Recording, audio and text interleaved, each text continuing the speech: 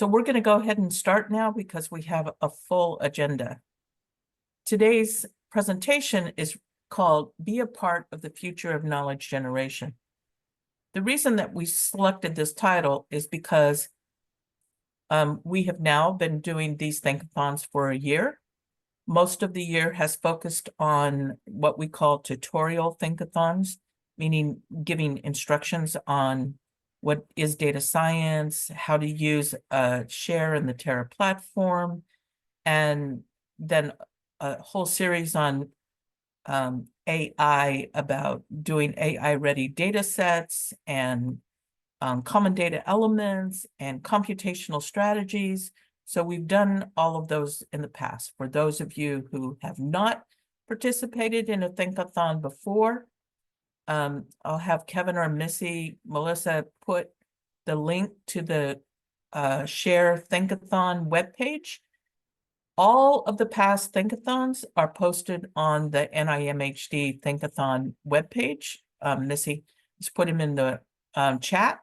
And you can go there and look at all the PowerPoints and all of the recordings that we've done in the past.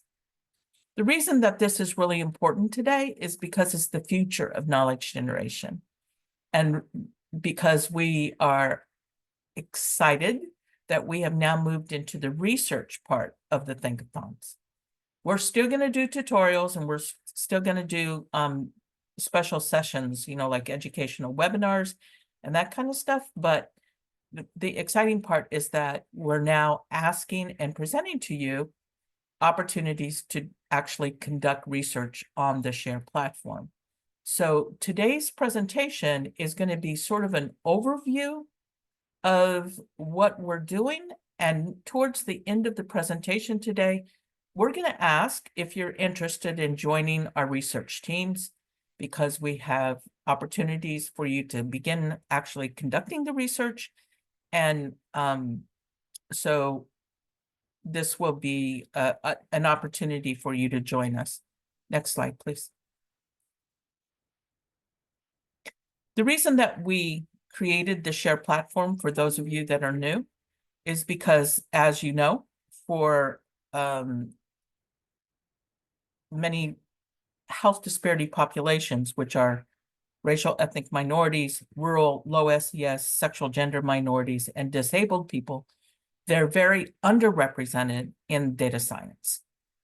And our effort is to get this population groups upskilled to actually have the skills of data science, as well as be able to use these tools and resources in order to conduct health disparities research, health outcomes research, and healthcare delivery. Most of all, we are really advocating for ethical AI.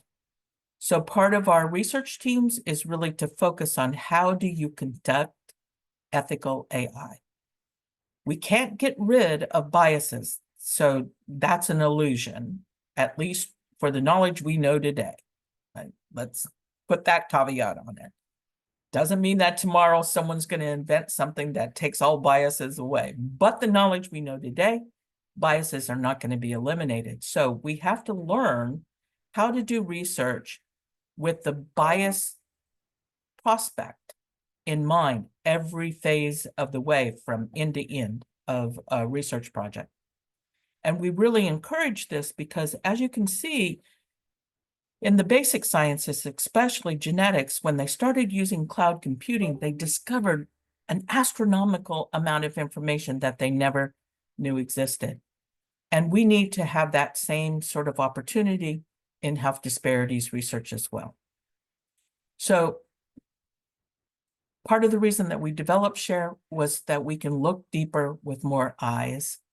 And what that means is that we have the technology today to unfold information that we never knew existed, like the amount of genetic variances that they've discovered because of AI.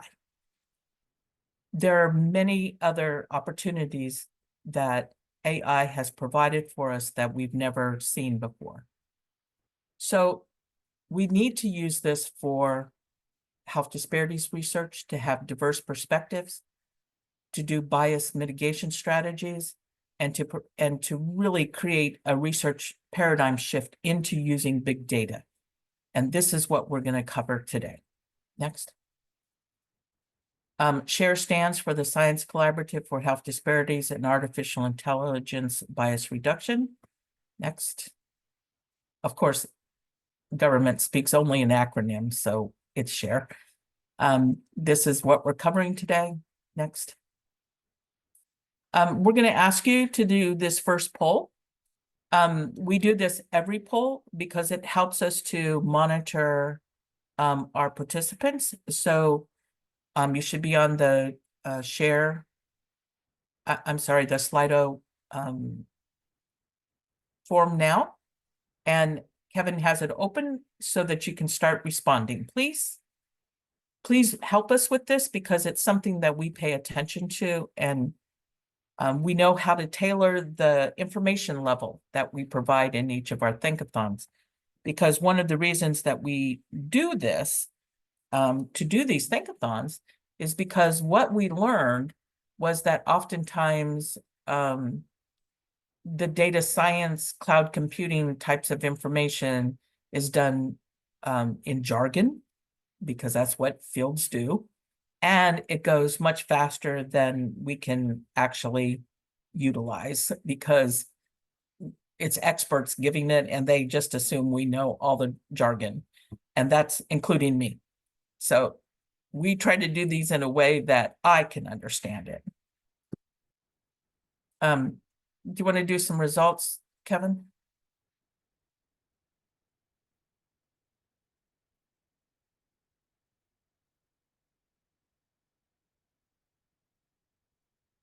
Okay, so many of you on the call, because of not knowing Python, I know you're not data scientists, because most data scientists have Python experience. Much better with R. It's a okay. Just so you know what Terra is, it is ScHARE is a Google platform, but Terra is the interface to that. And as you're going to see in the presentation, there are many clouds at NIH that uses Terra as the interface. And when you use Terra as an interface, once you know Terra on one platform, you can use it on all the other platforms. So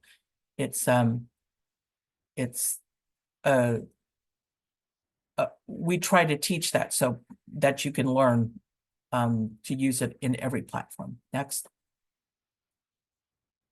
I see that we have several health disparities researchers, which is exciting because you are the ones we want. Next. Outcomes researchers, good. And we're going to work on bias mitigation. So it's good that the majority of people don't know that. And we're going to, part of what we do is to teach people.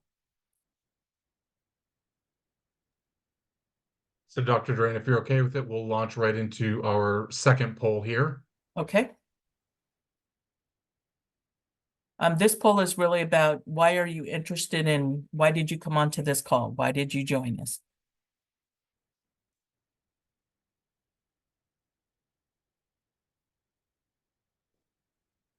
And we ask that you please do this because it helps us to know. Sometimes in some of our Think-a-Thons, we get more data scientists than we do health disparities researchers.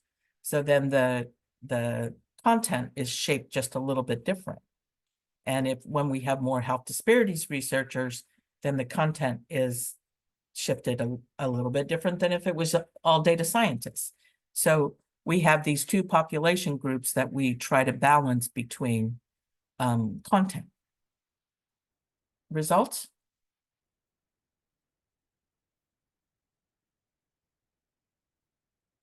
I like the winner because this is exactly what today's topic is all about. How do we gain the cloud computing skills to leverage big data to do health disparities research? So for those of you in that 87%, you're at the right place at the right time. Next. I That's think all we that's have the end here, of the so back to polls. Luca. So we'll go back to the slides.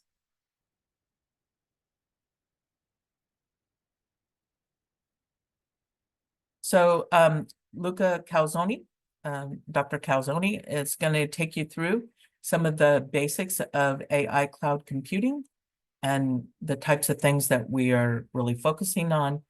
And so, Luca? Perfect. Thank you so much, Dr. Duran. So we are going to, and welcome everyone, by the way.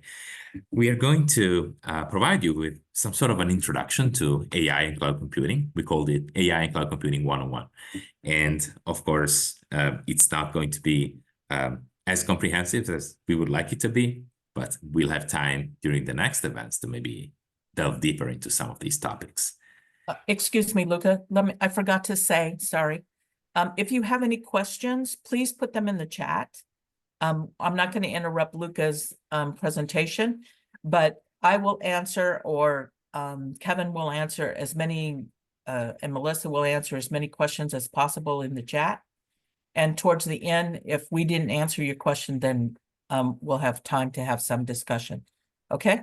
So put in the chat anything that you get confused about, and we'll try to answer it while Luca is presenting. Sorry, Luca. Perfect. Thank you. So I'd like to start with big data, which is, such a popular term right now. And big data is about extremely large data sets that are analyzed to gain detailed insights, often using AI and substantial computer processing power, so cloud computing. And data sets can also sometimes be linked together, so data can be integrated across data sets, across platforms, to see how patterns in one domain affect other areas. And it becomes really important when we talk about big data that data quality is a concern in every phase of a research study. So data integrity, we call it, is the overarching completeness, accuracy, consistency, accessibility, and security of the data for its intended purpose. And there is a term that is pretty popular nowadays, which is fair data. By fair data, we mean data that meets machine actionability principles of findability, accessibility, interoperability, and reusability. So those are some important concepts that we want you to have. And one thing that I have to mention as well is the difference between structured and unstructured data.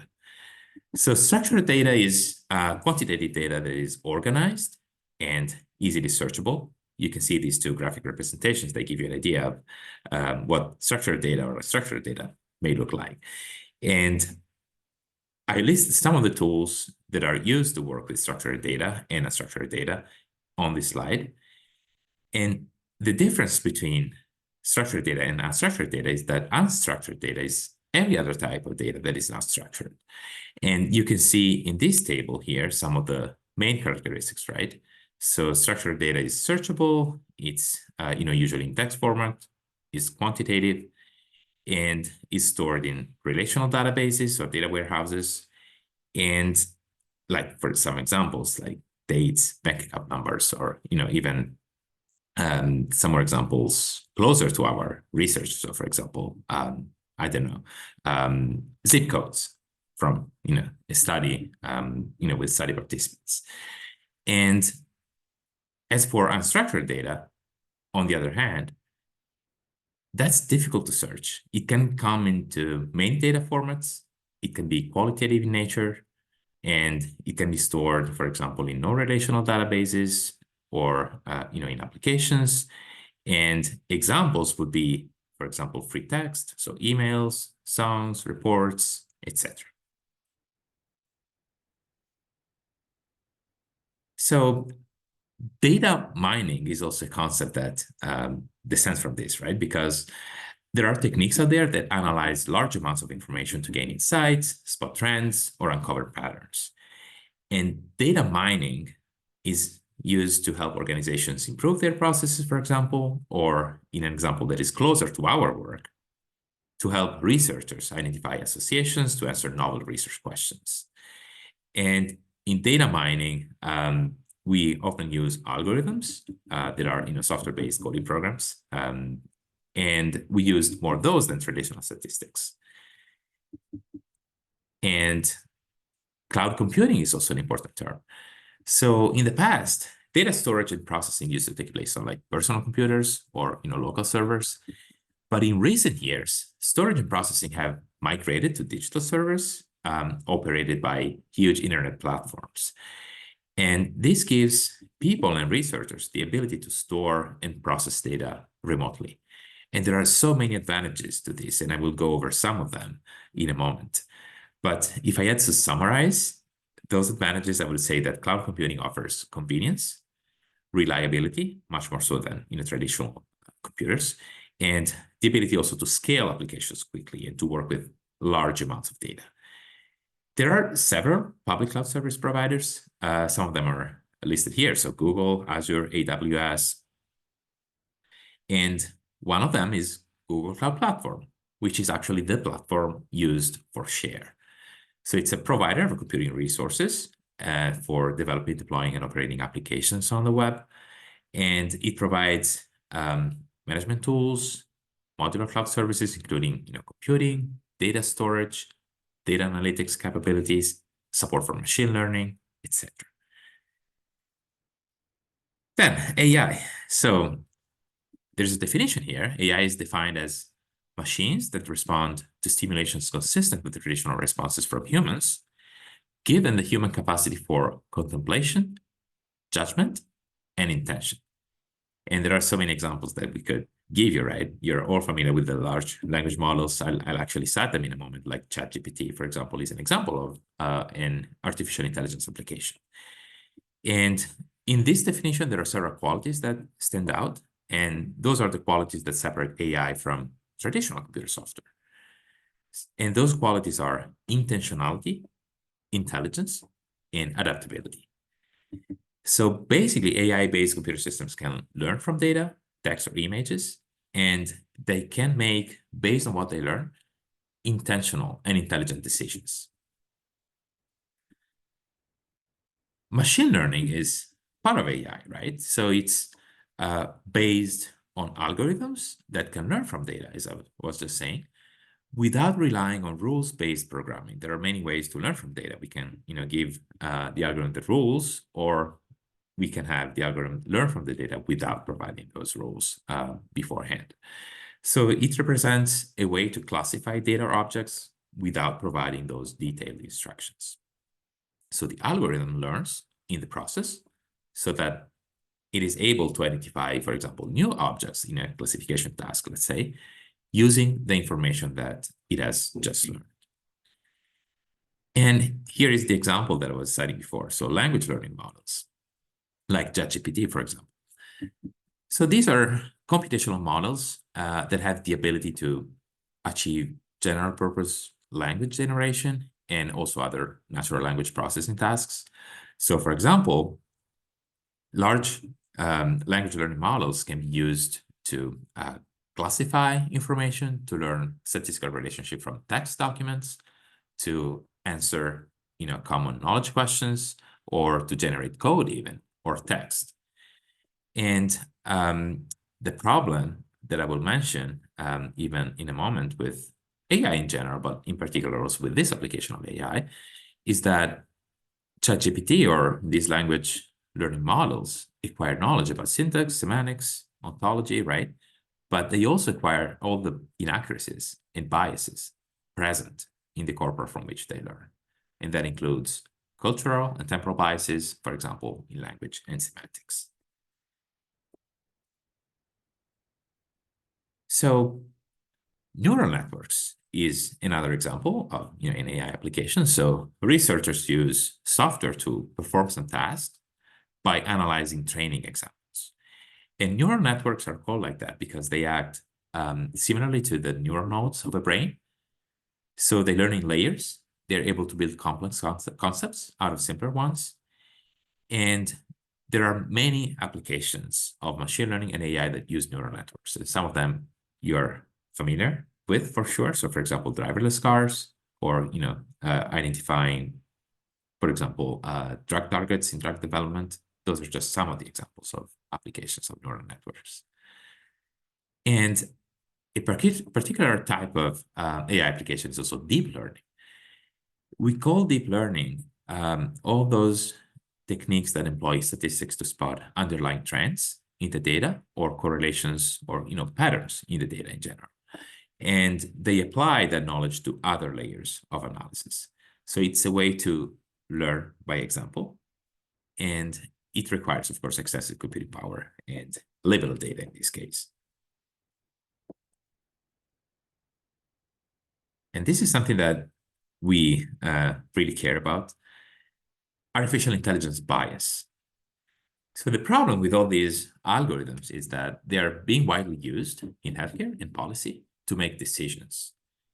And the problem is that many operate as black boxes, meaning that they are not really transparent, and therefore they offer little opportunity for testing to identify whether they are biased or not, and whether they are producing biased decisions. And these biases can result from a variety of sources. So they can result from social or cultural context that has not been considered while designing the algorithm, for example. So they can result from a design limitation. They can result from the data. So if the data has missingness or quality problems, then you're not working with data that is going to generate an algorithm that is unbiased and able to produce unbiased decisions. And it could also have to do with algorithm development and model training. So all the phases of model development, starting from the data selection, are prone to bias. And if not identified, biased algorithms may result in decisions that can lead to discrimination, unequitable healthcare, and/or health disparities. And this leads us to trust in AI, right? Should you trust AI? Well, I mean, of course, but we should also be really cautious, because we should never have a misplaced belief in a model's capacity to be fair and produce fair decisions. We should always monitor, and we should be cautious against epistemic trust, which describes the willingness to accept new information from another person or entity as just trustworthy, generalizable, and relevant. And also synthetic trust, which is what I was referring to before. So a misplaced belief in the model's capabilities and fairness.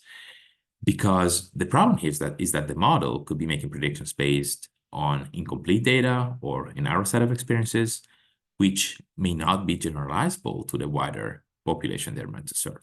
So if we trust technology automatically without double checking, the correctness about those decisions, those conclusions, then these can lead to unintended harm and can perpetuate health disparities. And it can also lead to mistrust of AI eventually, right? Because given those consequences, we could be afraid of AI being misused, or we could be afraid that it can lead to harmful impacts of biases. And in general, all of this could lead in lack of trust in AI from underrepresented populations and communities, which are the ones that most often are affected by biases in AI. So this is why, all of this that I said is why it is particularly important that we promote ethical AI. So the fact that AI algorithms respect basic human values and undertake their analysis and decision-making in a trustworthy manner, right? So ethical AI builds tools that are faithful to values such as accountability, privacy, safety, security, and transparency.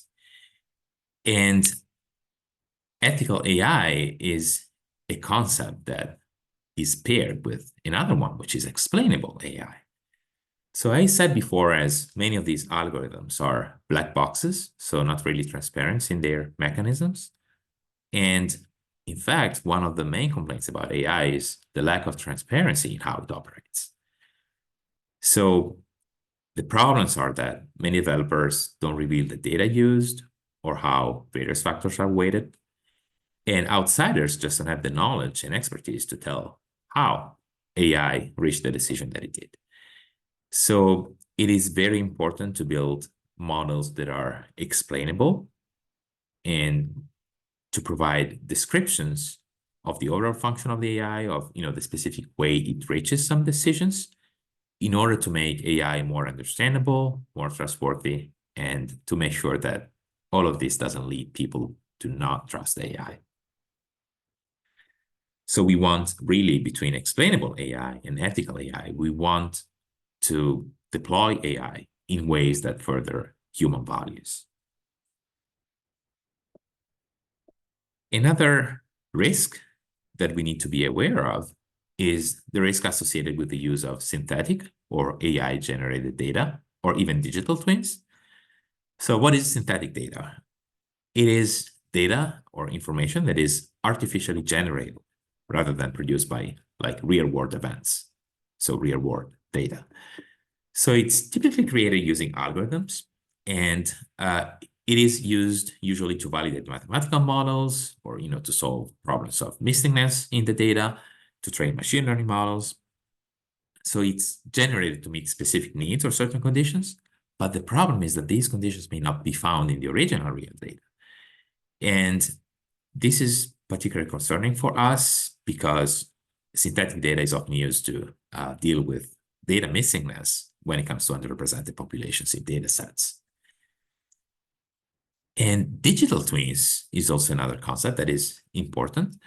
A digital twin is a digital model of an intended or actual real-world product, system, or process, right? And it serves as the effective indistinguishable digital counterpart of it for a series of purposes, like it be simulation, integration, testing, monitoring. Like if you are developing a drug, for example, a digital twin of a person would help develop and the safest and most effective treatment of therapies, for example, that are specific and tailored to the genetics or biochemistry of that specific individual. So there are positive applications, but we need to be aware of the risks. And in general, synthetic data and digital twins are definitely not the answers to poor quality of missing data.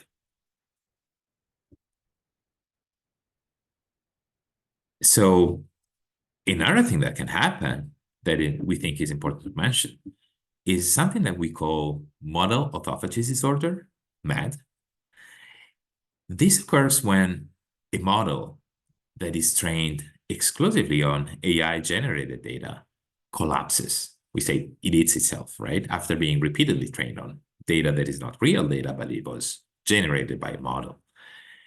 And this happens because when we train a model on data that is generated by the model, the quality or the diversity of the generated data, so we say the precision or recall of the generated data, progressively decrease over successive iterations. So this can lead in a degradation in the quality and diversity of future training loops, and the model forgets the true data distribution over time, so resulting in inaccurate predictions and inaccurate results. And another risk that we need to be aware of is about cloning data in general, because data that was cloned or synthetically AI generated often results in data that contains the same flaws and the same existing patterns as the original data, regardless of whether the data is accurate or whether the data is representative. And like, if you can imagine, we even included an example here, like you remember Dolly, the clone shape, right? When it was cloned, it created more Dollys, so there was no genetic diversity at all. So it's really important to be aware of all those risks.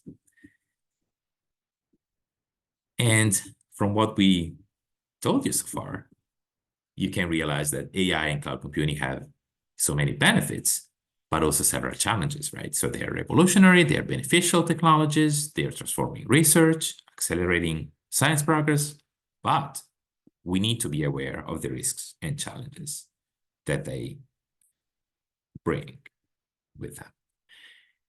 So I tried to list here some of the benefits and challenges associated with AI and cloud computing to help you reflect on this.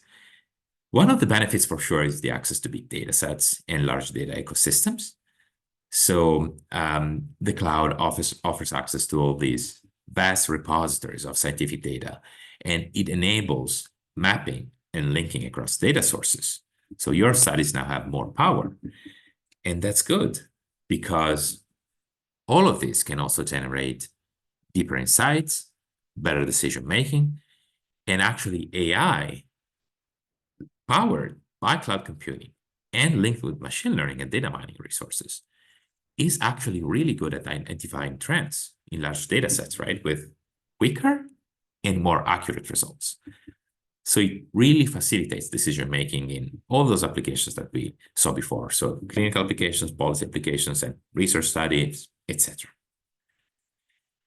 And another advantage is that AI can, and in general, intelligent automation can help you manage your data. So it can deal with massive amounts of data in a programmed manner, right? To analyze them properly without human intervention. So it can automate repetitive tasks using workflows, for example, and it can make your work really easier and faster.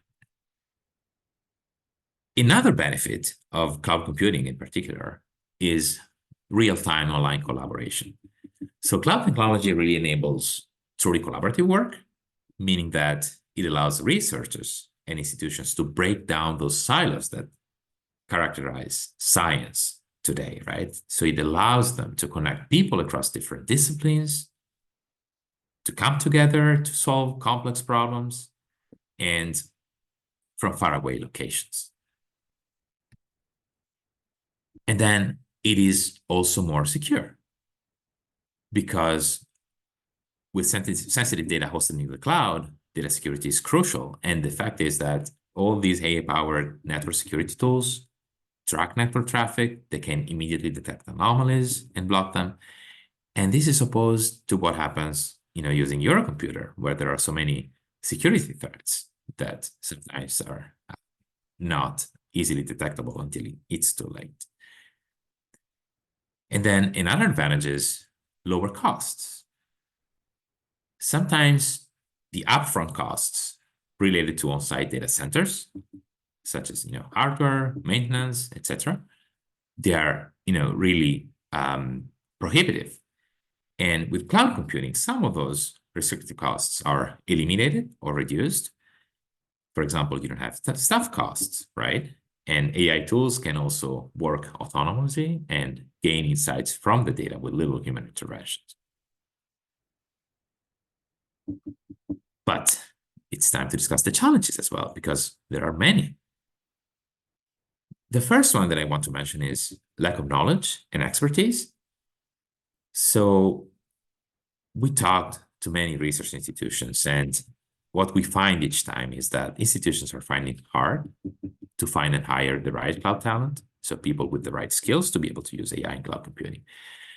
There is a shortage of professionals with the required qualifications, and this is especially true among populations with health disparities, which are the ones most affected by AI biases, for example. So it would be really important that they would be represented, in this data science world.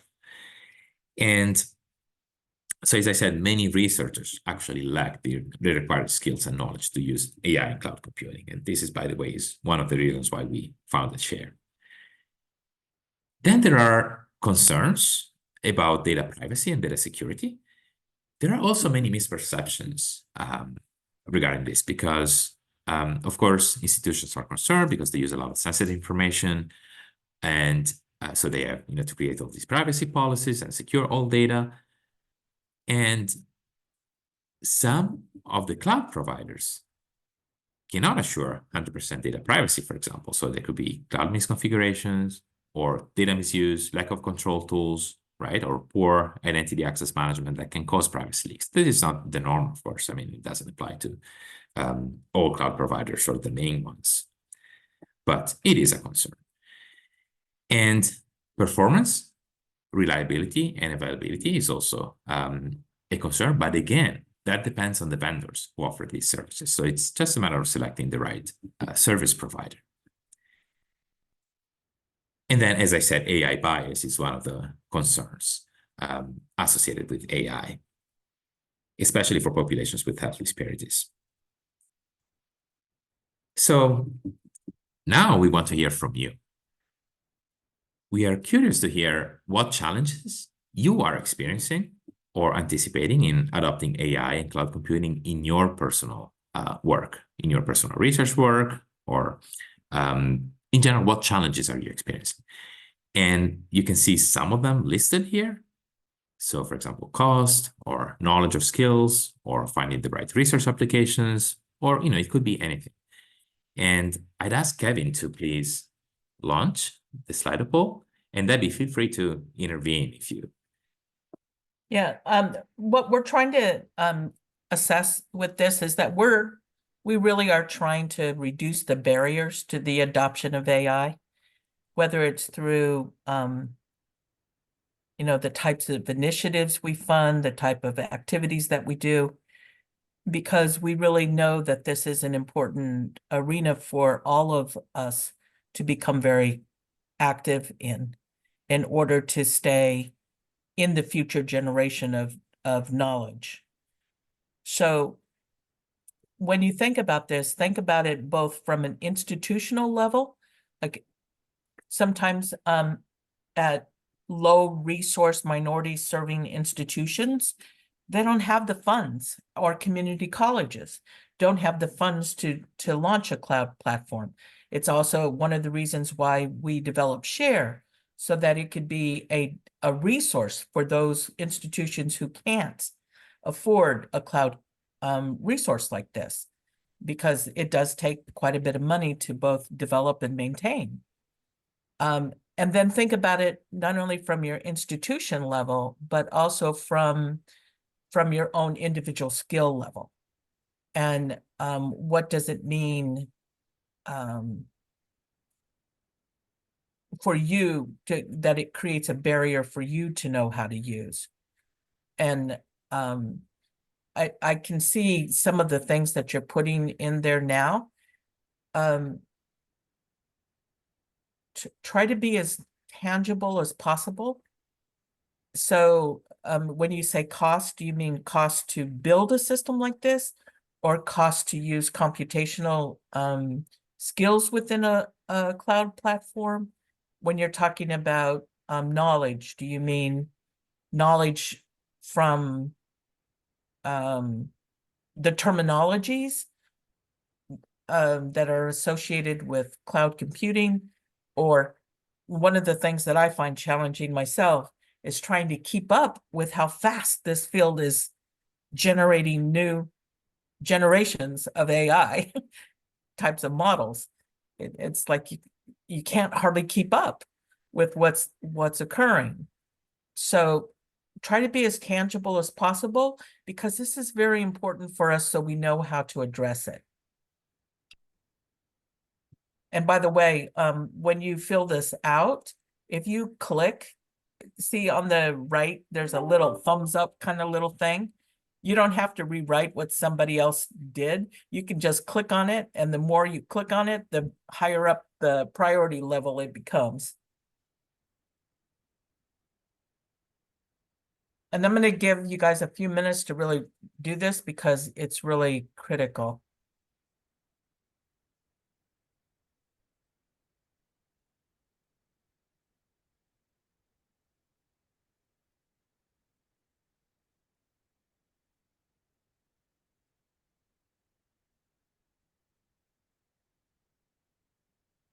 And will you look at the message in the chat that I sent to you? Sure.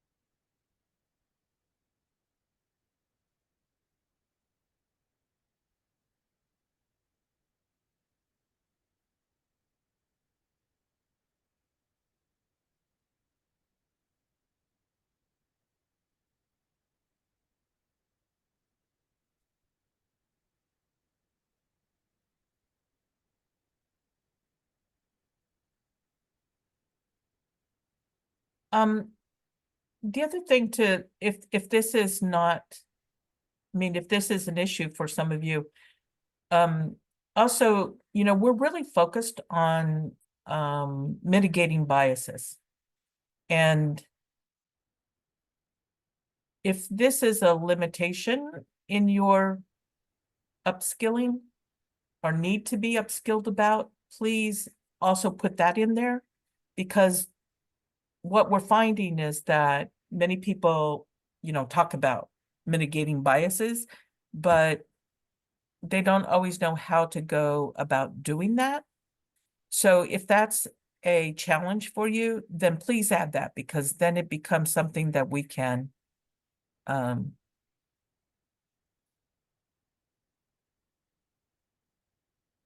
address.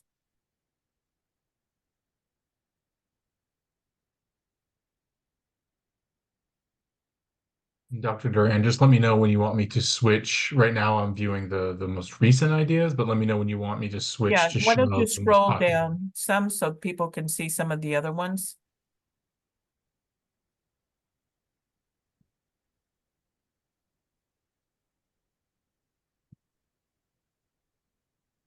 And within Slido, of course, you can scroll on your own and see all these ideas, see the other ideas, if you're logged into Slido and you've submitted a response.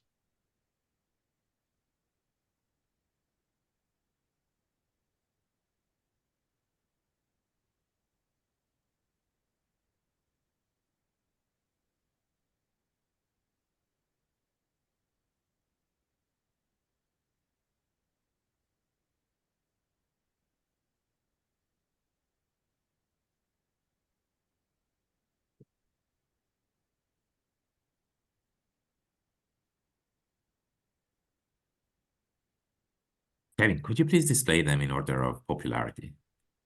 Thank you. Perfect.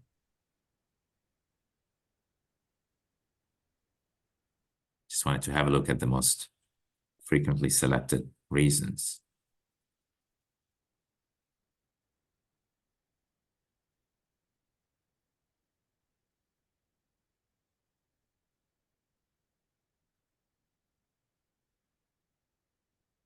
So most of the comments are about knowledge.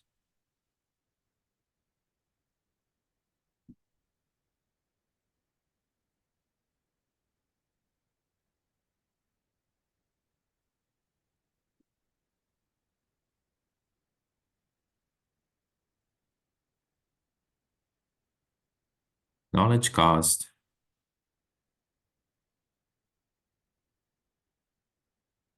Infrastructure.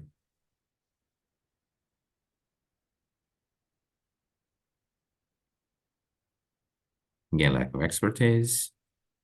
Well, then we're gonna have to just keep on doing think-a-thons, because this is what we're gonna do to try to mitigate this. So thank you for this, and we will keep these to be able to try to fill these gaps of barriers. I like that idea of a toolkit for best steps. That would be a good thing to think about how to create. So keep those ideas coming, because we will do our best.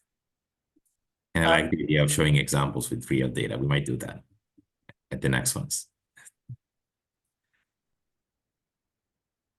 Yeah, that's a good idea too, to see actually how it works and what it works. Mhm. So Luca, do you want to go so we don't run out of time here? Sure. We got lots of more to cover. Yes. Great. So I wanted to show you, given the challenges that you have highlighted, how we are trying with ScHARe to address almost all of them. So in terms of how ScHARe can be useful, right? Luca, just so you know, it's 2:50. Yes, thank you. No, we are on time. We are on time. Thank you. And so ScHARe hosts, many centralized social science and social determinants of health data sets, right? So it provides, those confidential and secure workspaces for people to come together and collaborate online, as we were saying. So that was one of the benefits, right? And then we try to make it really easy in terms of acquiring those skills with instructions on how to use AI and cloud computing tools. And in terms of costs, we try to capitalize low-cost tools. We do provide Google credits that our people who register for ScHARe can actually use to try the platform and its functionalities. And in terms of collaborations, we try to promote those. We try to really promote that upskilling, we call it, between junior people and senior people, or between data science people and people that are experts in health disparities, to facilitate that exchange of knowledge that can make it easier for people to use AI and cloud computing. And we do have also tutorials and these Think-a-Thons and courses on Python and R. We'll mention all these resources, but we are really trying to meet these challenges with our project. And we look forward to also receiving your input and your advice, on how we could make this even easier for you. So what is ScHARe? So ScHARe is a cloud-based population science data platform. It's designed to accelerate research in health disparities, health and healthcare delivery outcomes, and AI bias mitigation. And we founded it to address 4 critical gaps. We wanted to increase the participation of women and underrepresented populations with health disparities in data science by training them, helping them gain those data science skills, and by facilitating the multi-career level collaborating on research. We are trying to induce really a paradigm shift in health disparity, health and healthcare delivery outcomes research, so that our researchers can leverage population science, SDOH, and behavioral big data to really think of research in a different way. So not in the traditional way using their computers, but in this new way using big data and leveraging all the AI tools that they have available. All of this while also advancing AI bias mitigation, ethical inquiry, and trying to develop those innovative strategies to reduce bias and secure diverse perspectives. And we also want to provide a data science cloud computing resource for those institutions such as community colleges and minority serving institutions and organizations that have low resources. So just briefly, I already mentioned that ScHARe is based on Google Cloud Platform. So the interface to the Google Cloud Platform is called Terra. Terra is a platform that offers secure workspaces, computational resources, and also tutorials. And it is the same platform that several platforms at NIH use. So ScHARe, all of us, Anvil, Biodata Catalyst, you may have heard of all of these. They all use the same interface, and they're based on Google. They all use the same Terra interface. And this means that learning how to use ScHARe on Terra opens an extraordinary opportunity for all of you to actually know how to use also the other platforms, and know also how to be able one day to map data across platforms, etc., and really leverage these skills also elsewhere. Our ecosystem is structured in this way. We do provide access to 250 plus federated public data sets. These are data sets that have population science, social determinants of health, and behavioral data. And we are building a repository that is going to be CDE focused. So it's going to be really innovative. I'll explain that in a moment. Actually, Dr. Duran is going to do that. And this is to enhance data interoperability. And you can see that, we provide those secure workspaces, and then data, and then a portal, and then we try to facilitate this knowledge exchange using Think-a-Thons and, collaborative discussions. So, perfect. What kind of data is available on ScHARe? We have 2 categories of data. What we call the public data sets, which are publicly accessible, federated, de-identified data sets that are hosted either by ScHARe directly or by Google through the Google Cloud Public Dataset program that they have. I'll explain that in a little more detail in a moment.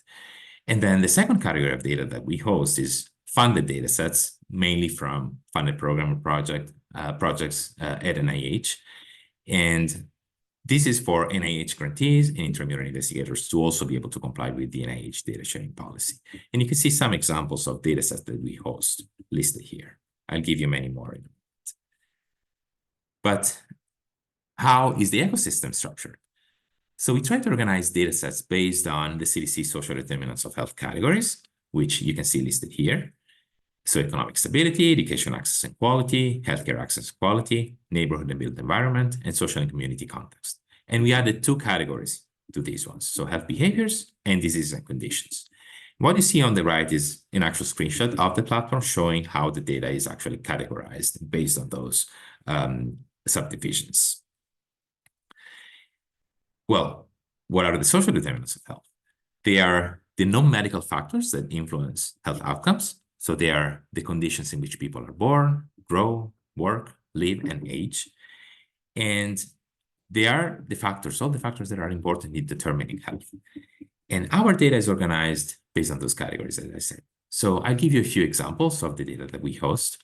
So for example, for education access and quality, we have data on graduation rates, school proficiency, early childhood education programs, etc.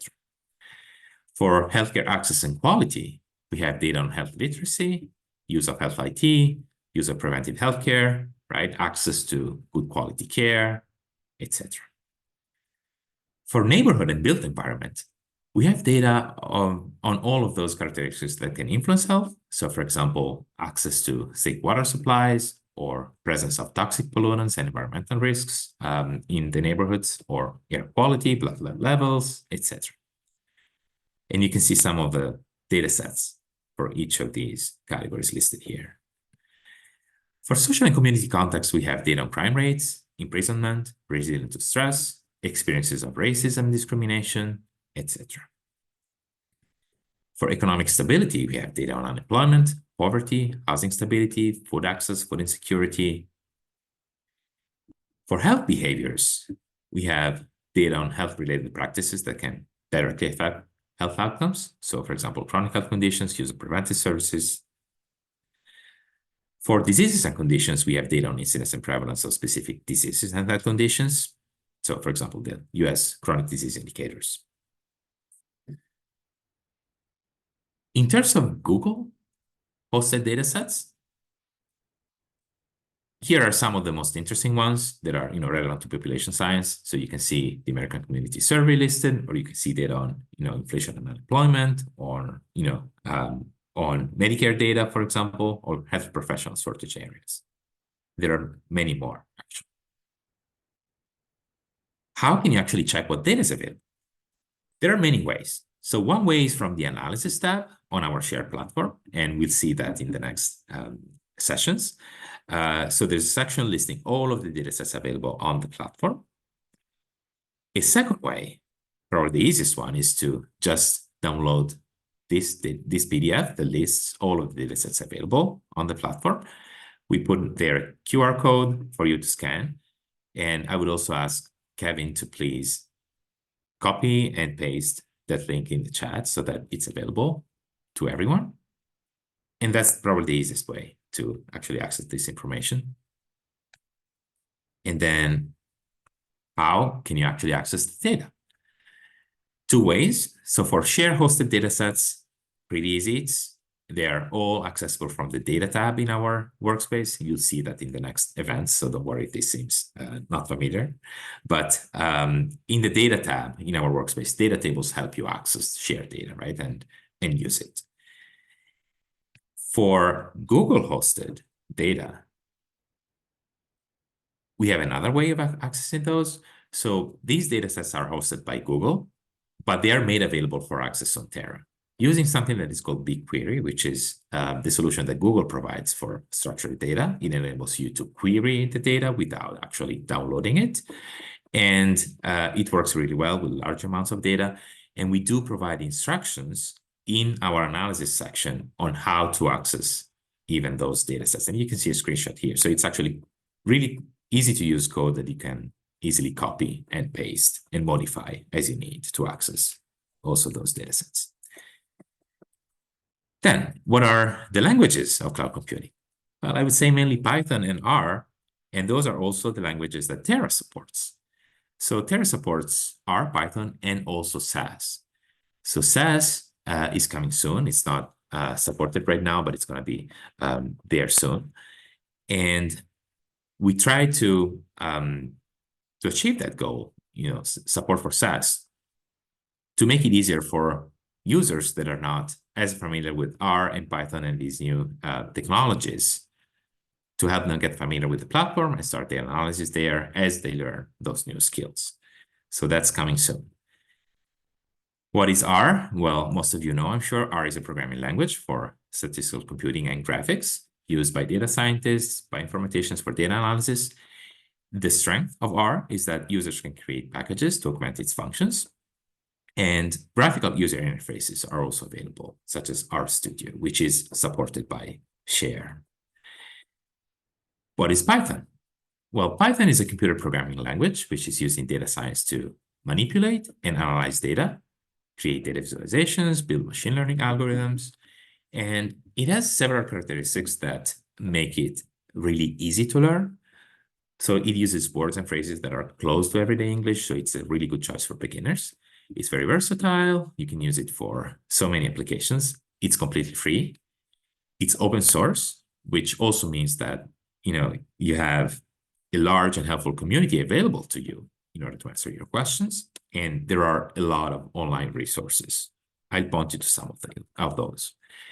And similar to R packages, Python also offers a rich ecosystem of libraries. They are called libraries instead of packages, but they're used to accomplish data science tasks, right, in a really easy way. So each one serves specific functions. And you can see some of them listed here, like pandas, for example, or TensorFlow.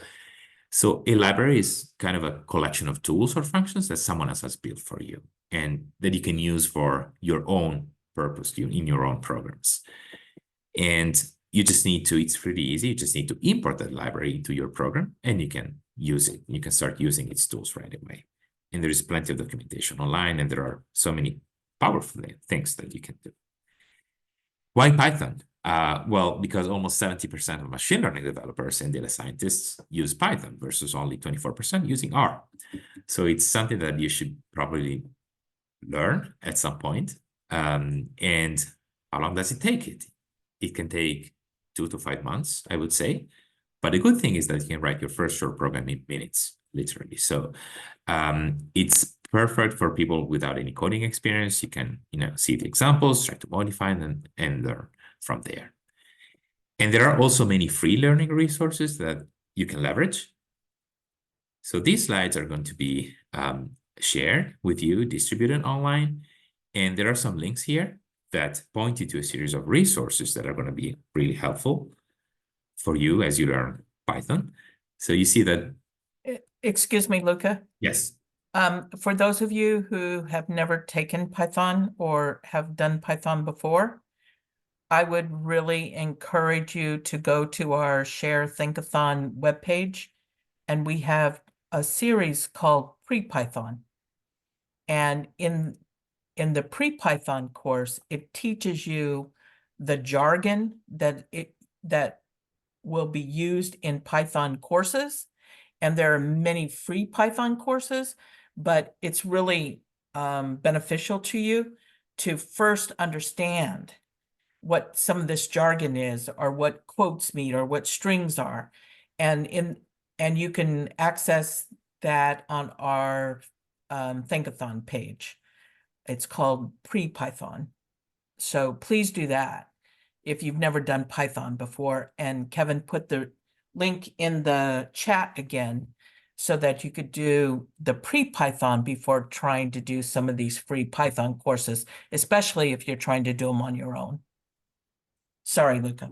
Oh, no, of course. And it's really nice, actually. It's interactive, so it's really easy to learn that way. And on this slide, you can see 6 links listed, but each of those actually points to a series of resources. So like 30 plus just for the first one. So there's really a lot that you can do. So that's actually the link to Stackify that I was mentioning, or we have links also to a free code camp for beginners. Even Harvard offers a free Python course, and Coursera and all the other online learning platforms offer free and paid Python courses that I would encourage you to check out. And then there are so many tutorials online, even on this website. This is a really good one with free interactive tutorials for you to use to learn. And then here's another link to 10 places to learn Python for free. And so it's really something that you can leverage and to get you up to speed and learn all those essential skills. So that was like the language of cloud computing. And now let's see what the language of research is. So Debbie, I'm going to turn it over to you to speak about the language of research and health disparities, healthcare delivery, and health outcomes. I stopped sharing my I'm screen so that you can fine. share. Mm-hmm.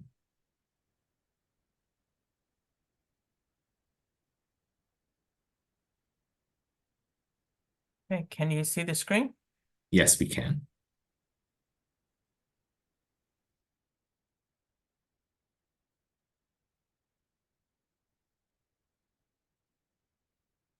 Give me just a second. It's not working on my end.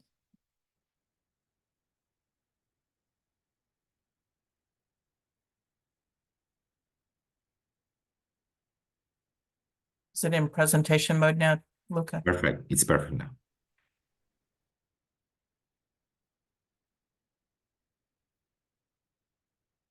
Okay, as I did for Luca, and Luca will be monitoring the chat for me. So please, if you have any questions or anything, please just go there and put them in there, and Luca will answer them as they come up. So what he basically covered was the language of data science, and what I'm going to cover now is the research aspect. So the intention of ScHARe, because it is a unique resource, as you saw from Luca's presentation, of population science, social determinants of health data, behavioral and environmental. So we need to understand what are we talking about? So health disparities.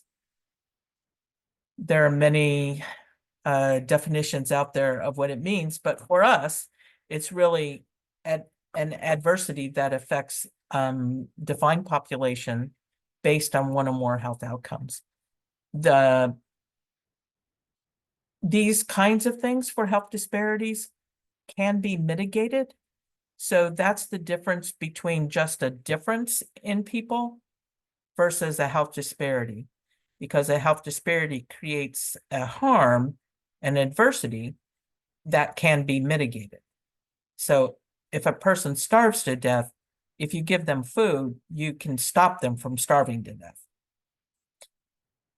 Minority health research really is talking about, oftentimes, let me back up, oftentimes health disparities is across populations or at a population health level. Whereas when we talk about minority health or rural health or disability health, it's not just minority health, it's all of these individual. It's like what is happening within that population group. So the priority populations for health disparities are minorities, rural, low SES, sexual gender minorities, and disabled. And for minority health is the OMB racial ethnic categories, and I will go over those in a bit.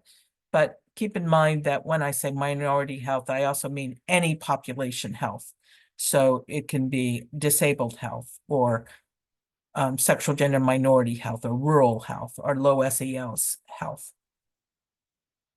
When we talk about how do we actually operationalize a health disparities, we're really looking at higher incidence or prevalence of disease, premature excessive mortality, greater global burden of disease, poor health outcomes, or worse health outcomes as self-reported.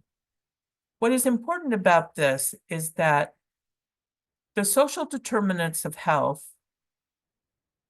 because this is really, as Luca addressed, are the places where we all work, live, and play. Those places can impact what we call health equity. So if the social determinants of health are positive and we have them available to us, it mitigates our inequities, and it promotes our health and well-being and our quality of life. If the social determinants of health are missing or negative, it does create health inequities and then leads to health disparities.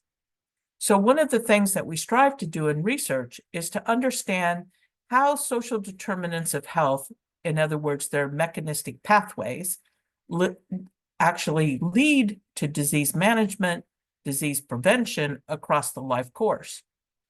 And according to disease, because if at different stages of a disease or disorder and at different ages, we have different needs.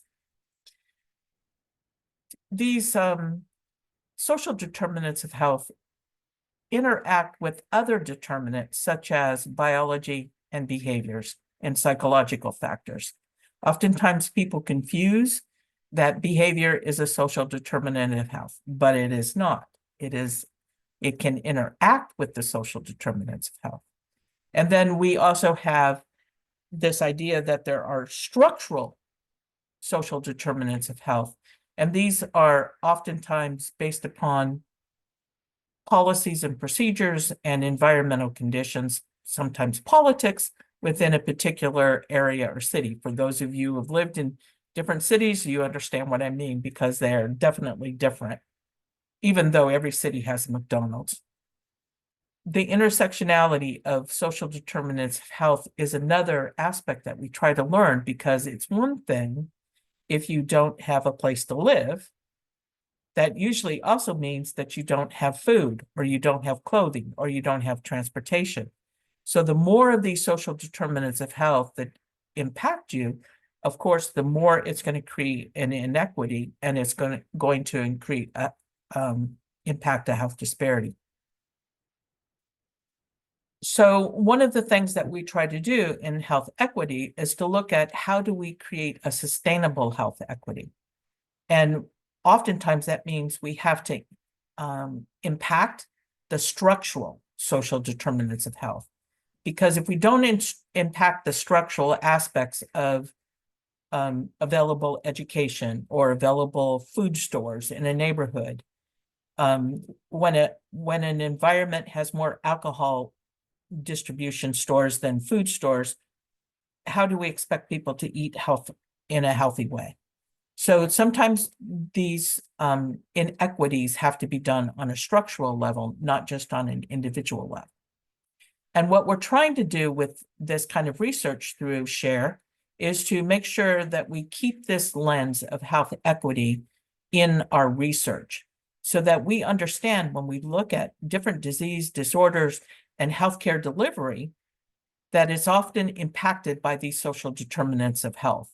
And this is what impacts our health equities. So healthcare delivery is another focus of our ScHARe platform. This is off of the NINR's mission to lead nursing research to solve pressing health challenges and inform practices and policy, optimizing health and advancing health equity into the future. So this is a very important part of our research platform as well, because we want to advance the health equity of healthcare as well. And then, of course, health outcomes. And this is not only what happens on a medical level, but also self-reported. One of the ways that we've are striving to do this is by the use of common data elements. Remember that in the earlier presentation of this, Luca talked about big data. What has happened so far in health disparities research is everybody has done their own little project research on their laptops. And oftentimes there's no central location for this. Sometimes it's put into a publication, but sometimes people don't even publish the results or even their negative results. So we don't always have an access to what people are doing. So consequently, we keep reinventing the wheel. So one of the ways that we are striving to mitigate this issue with the data and the need for big data for artificial intelligence is to promote the use of common data elements. And I will talk about what those are in just a second.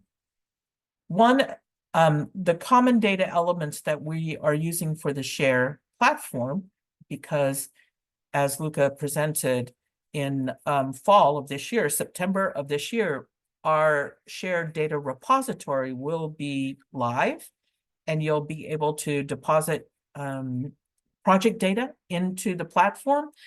But all of this project data is going to be based upon these common data elements.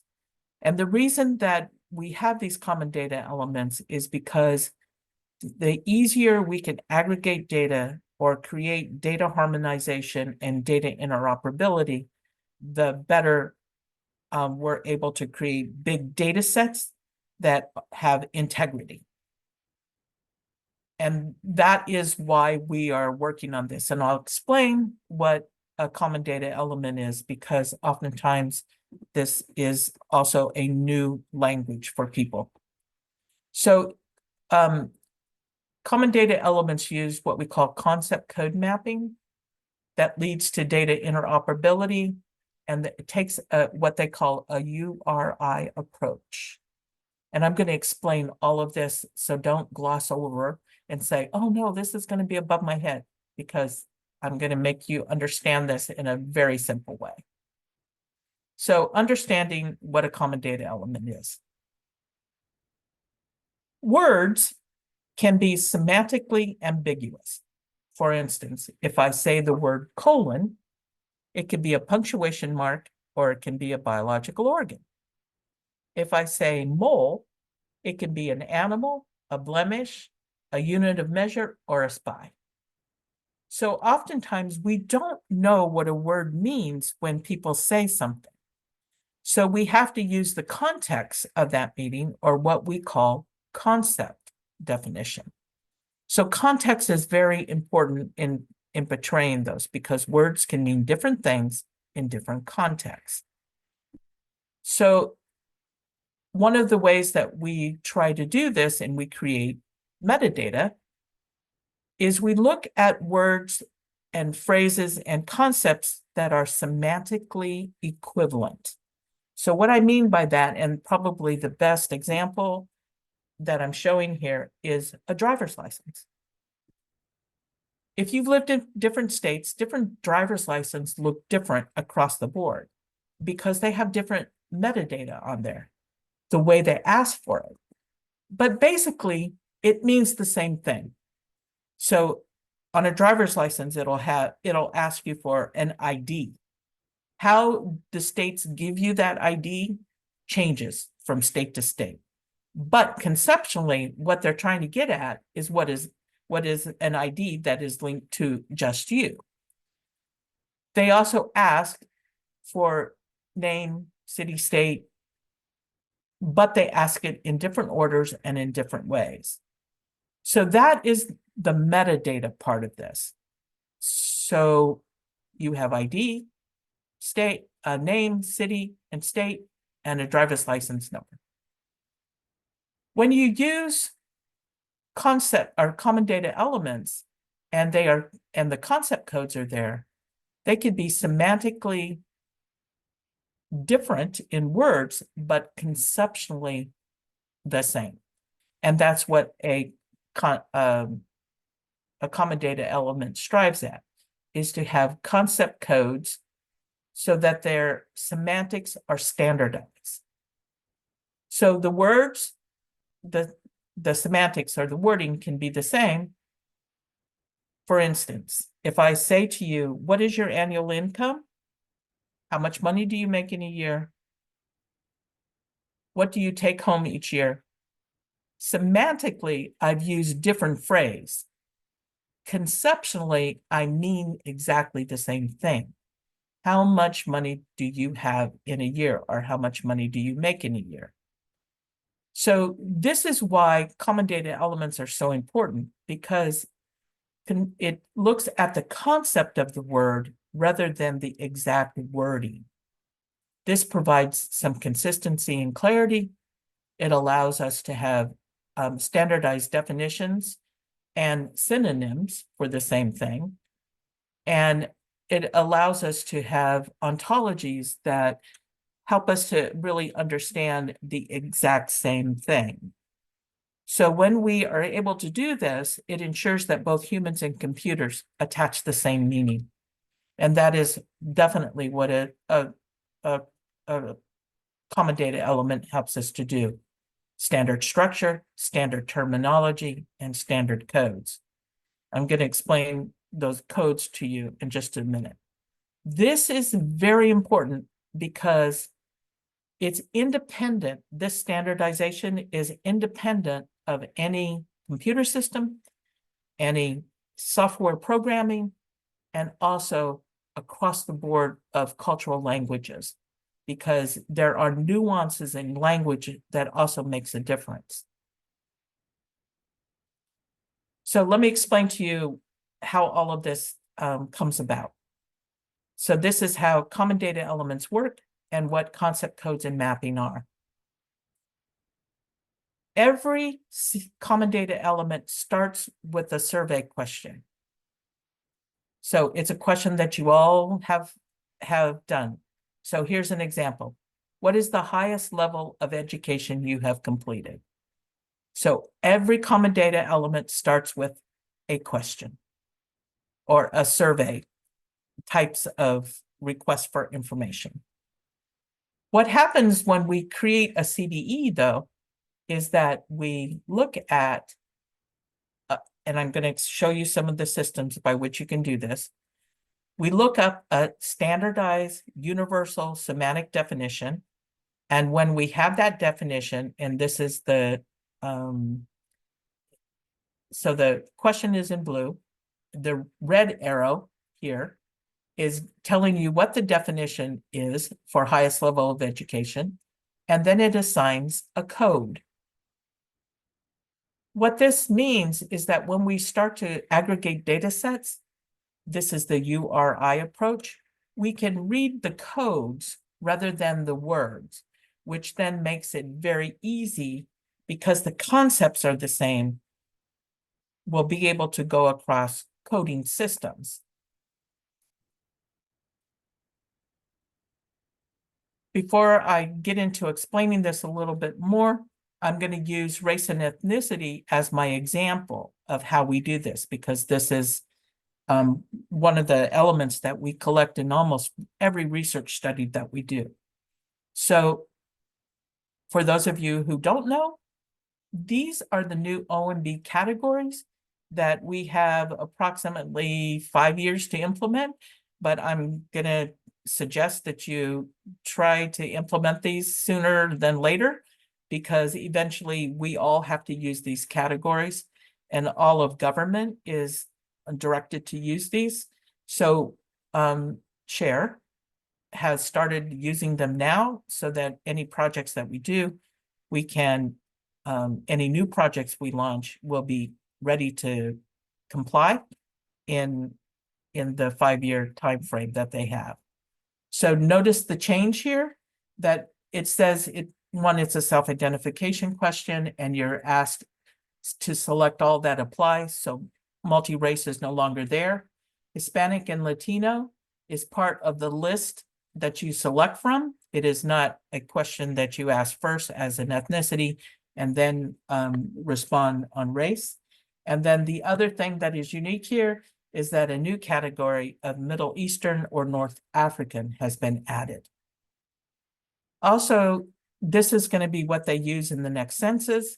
And the way that they're going to approach this as well is that you will have an opportunity not only to select, like, for instance, Asian or Asian American, but you also can select Chinese, or if you're Hispanic, select Mexican.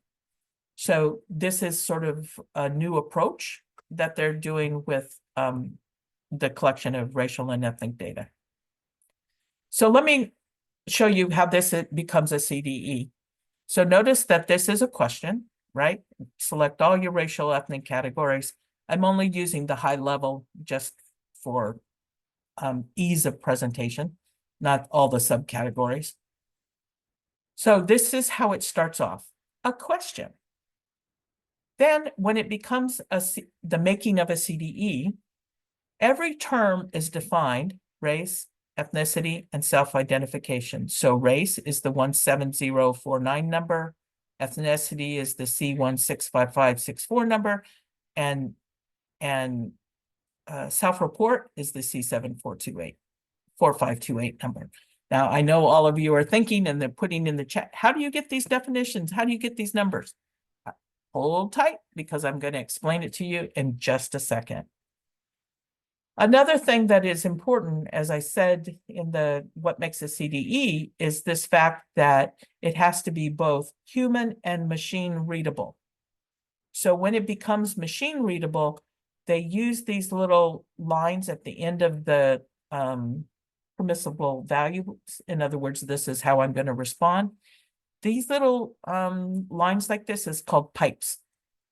And the pipes help the machine to read when, think about it in reading just normal language, a period. It's like it stops here. So a pipe is what a machine reads to stop and know that this is the end of a concept and something new is being done. So first, we define the question. That's here. And these are the permissible values that I can select. And so now we have to define every single permissible value.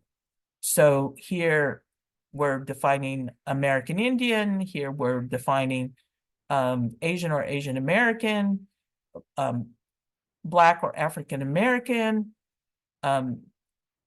So the word is defined and a code is assigned to it. So on that slide, this first column, and you notice that under here, it says MCIT. This was the coding system that I used to code the definition of that word. There are many different coding systems. It doesn't really matter what coding system you use, and I'm going to tell you what those coding systems are and how they work in just a second.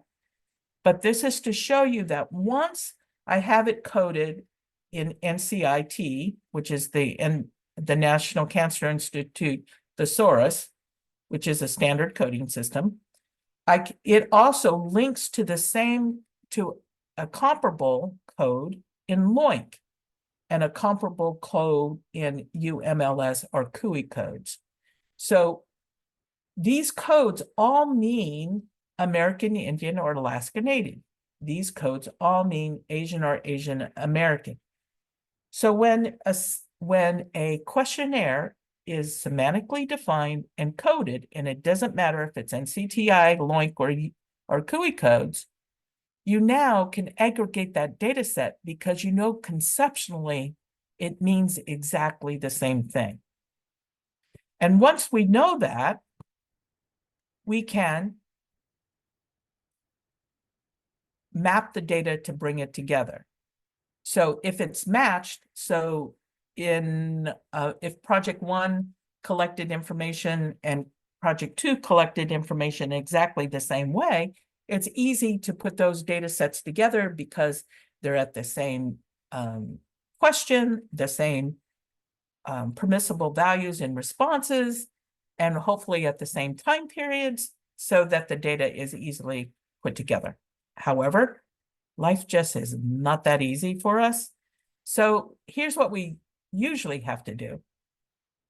Different projects collect information in different ways. So when that happens, we have to do something called mappable CDEs. meaning we can put them together, but we have to map them. When you map data, you always lose some information and you have to make some assumptions. So it's not as pure as if there was an exact match. But because you have a concept definition and a concept code, you know that you're doing the same exact thing. So it allows you to make these mappings, which also, by the way, can occur through the use of algorithms. So I promised you I would tell you how you get these answers or these definitions and codes. And this section is going to show you many different ways. And let me just make a note. There is not one coding definition system that is better than another. They really were created for different reasons. And so they have a different emphasis. And once you know what their emphasis is, that is the one to use. The reason I use the NCIT to do the ScHARe CDEs is because they have more community-related variables. So for those of you who are familiar with NIH, this is the National Library of Medicine. They hold many of the coding systems and mesh terms, SIMnet.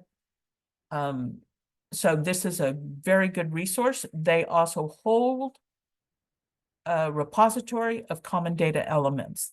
The more you use common data elements, the better it is to create data interoperability.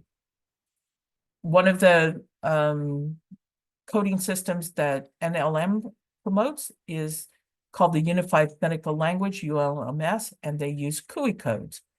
This is really often done for electronic health records and research. So when you see them, it's the CUI, and they're called CUI codes. They have definitions and codes. Another coding system is LOINC, which stands for Logical Observation Identifier Names and Codes. This is also done for laboratory and clinical test results, so often done in clinical research.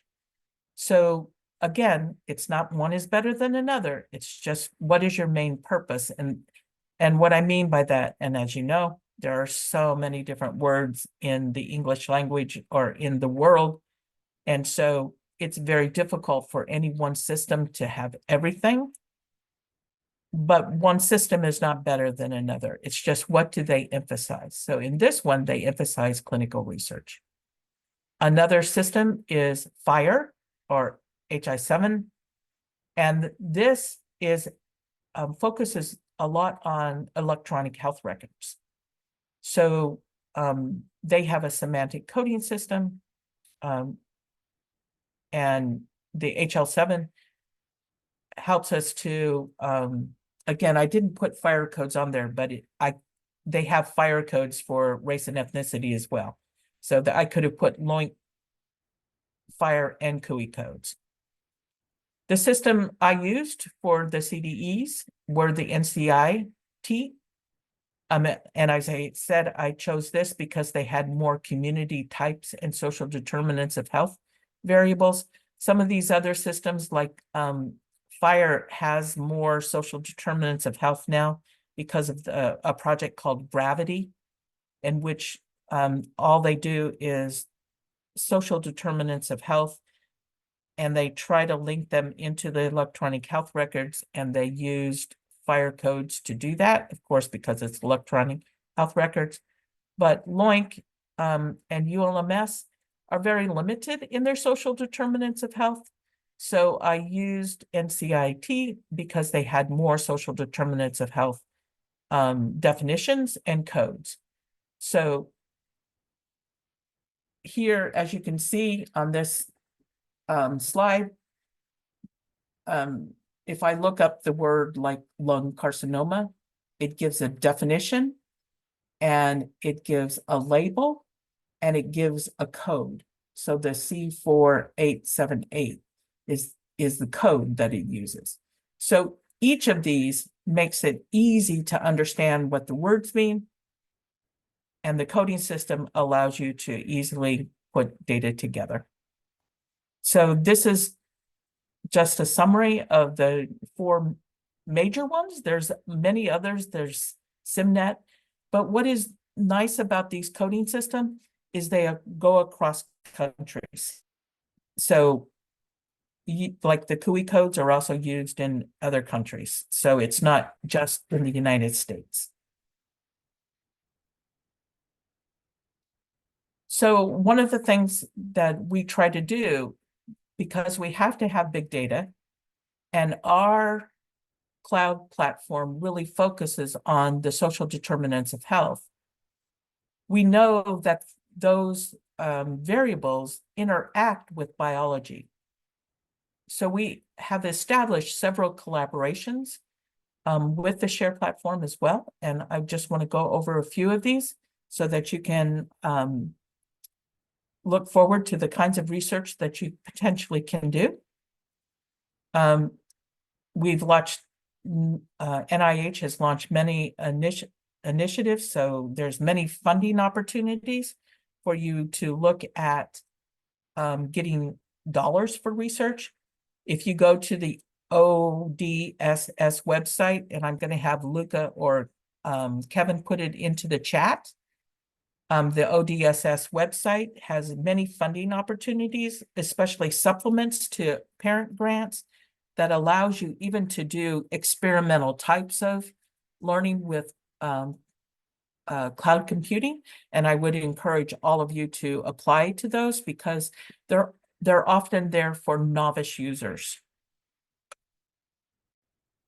One of the programs that we have at NIH is a STRIDES program.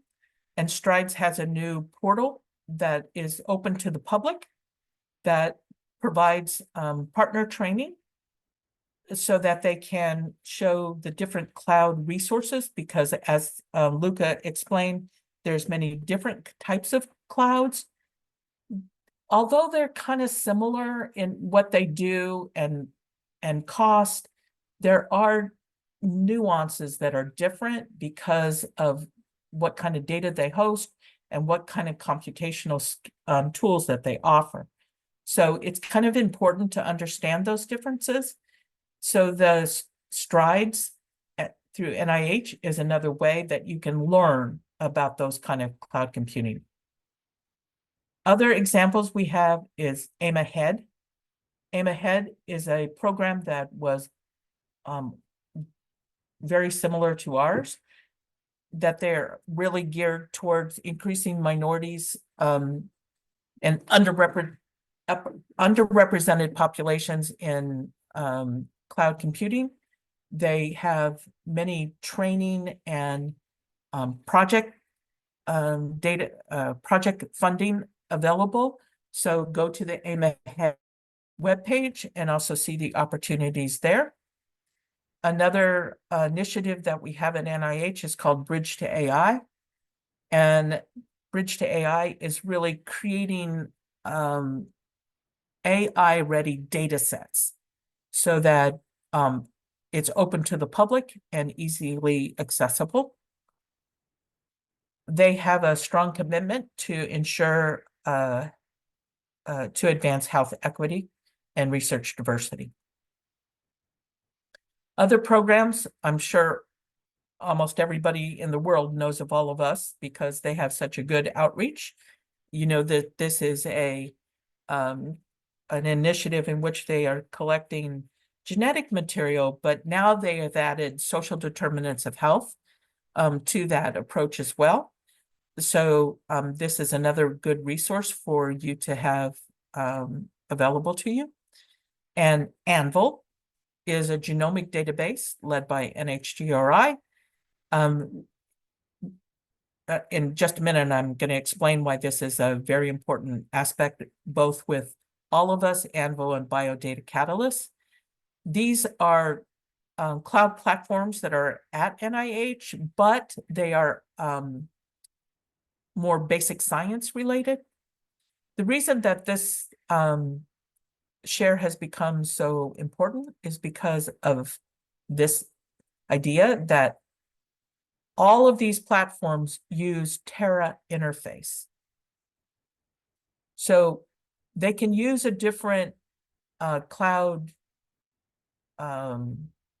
host like Google or AWS or Azure, but they use Terra as the interface, meaning that it's able to link these data sets together. So because we all use Terra, what happens is we have better data interoperability. So people can connect ScHARe to Anvil and do epigenetic studies because they have the genetics. They can link ScHARe to Biodata Catalyst, which has a lot of the other basic science omics. And they can also link to all of us.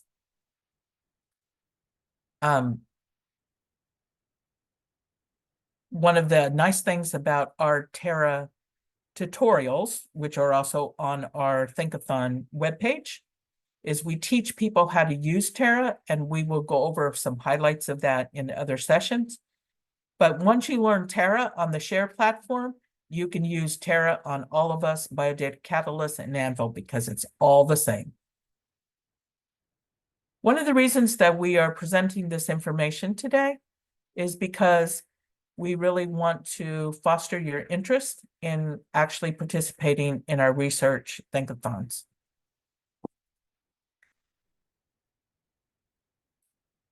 What we're doing with these research think-a-thons is we think of this more as a way to learn how to do AI research. These projects are not going to be complicated. They're very simple projects that allows you to understand what we're really focused more on AI bias mitigation, creating data sets and projects that have transparency. Because if we can teach you these types of transparency, fair data research styles, when you go off and do your own research using AI, you will remember this and you will practice AI, ethical AI. These think-a-thons research teams are what we call generational career and discipline exchange. They're different age levels, different career levels, and different disciplines. In every one of the research teams, we have a data scientist or some data scientists, and we have some health disparities, healthcare delivery, healthcare outcome types of researchers that don't know data science, and data scientists don't always know this content area. And so we develop these teams to help each other gain and upskill the knowledge to actually conduct research. So in our think-a-thons that we saw in the past, if you haven't logged on, these are the think-a-thons that we've done in the tutorial think-a-thon realm. And as you can see, I said to go to this page to do July and August for the pre-Python, and the April research teams will help you better understand what I'm going to cover now. The research think-a-thon teams, as I said, we're focusing on the social determinants of health in different disease disorders. The time commitment for these research teams are approximately 3 to 4 months. We already have co-leads, and the co-leads will assign tasks to each of the participants. There's also a government person in each of the teams to make sure that, because it's a government-sponsored event, that we don't do anything politically that would put us on the front page of the Post. And these meetings that the co-leads will hold will happen at their pace and as they do the research. As I said, we're focusing on the social determinants of health and how they lead to some type of disease and disorder. And we're really trying to give you an experience of conducting ethical AI, meaning that we have transparency so that there's data dictionaries, health sheets, model cards. And for many of you who are new to AI computing, these types of things are what we need in order to create transparent AI. I know you've heard of the black box approach because people don't know what's going on. And what this experience will do is to teach you how to develop these and how to use these in your research. We have established the 5 research teams. These are the co-leads. One is a data scientist, and the other is a healthcare delivery, healthcare or health outcome or health disparities research expert. And because we know that some of you know Python, some of you know R, some know statistics, we've also divided these up so that they have a particular level of analytic skills. So team 1, Dr. Gerardo and Dr. Moore, is looking at multi-level factors associated with sex, gender, and sexually related cancer disparities. They are looking at both environmental factors and the intersectionality of these identities. I'm going to do all 5 teams. So when you look at these teams, kind of jot down which team you might be interested in joining if you would like to join a team. So you might just take note. I like team 1. In team 2, Dr. Algren and Dr. Hamner are looking at health inequities at a community level. They're looking at the community health rankings and chronic disease index. So they're looking at the social determinants of health that impact these.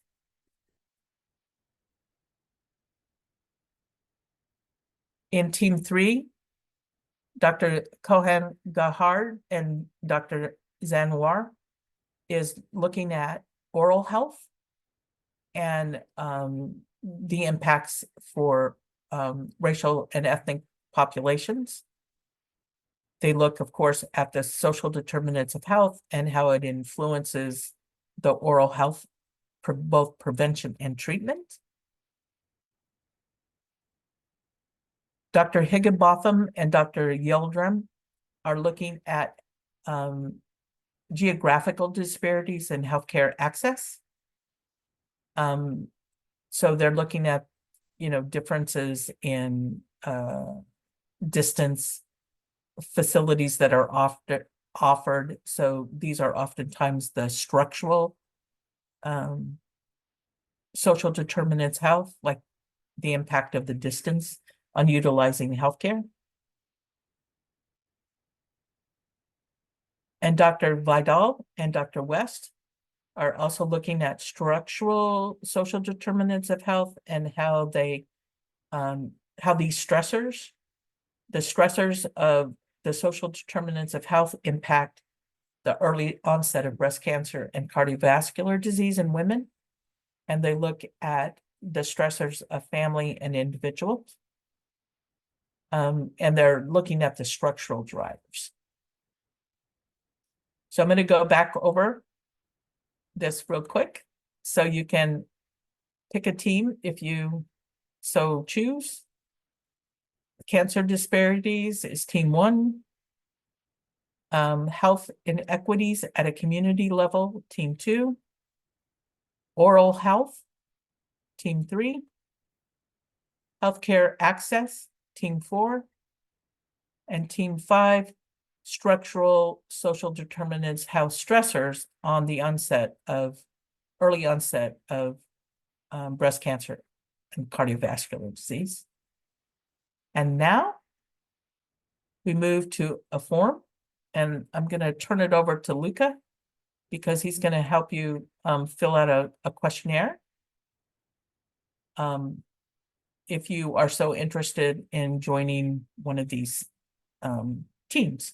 Luca? Thank you very much, Dr. Duran. So if you're interested in joining any one of these teams, it's pretty easy.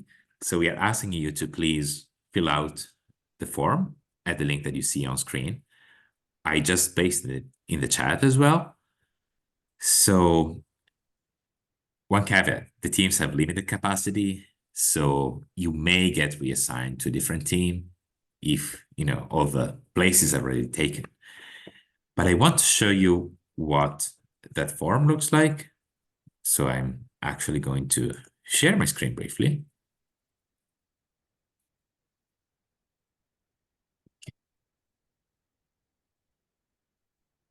I'll stop share. Thank you.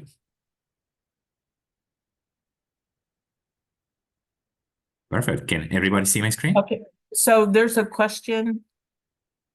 There's a question that says, if you're a student, can you join? Yes, as long as you're 18 years or older. Because it's you're working independent, we cannot take responsibility for under 18.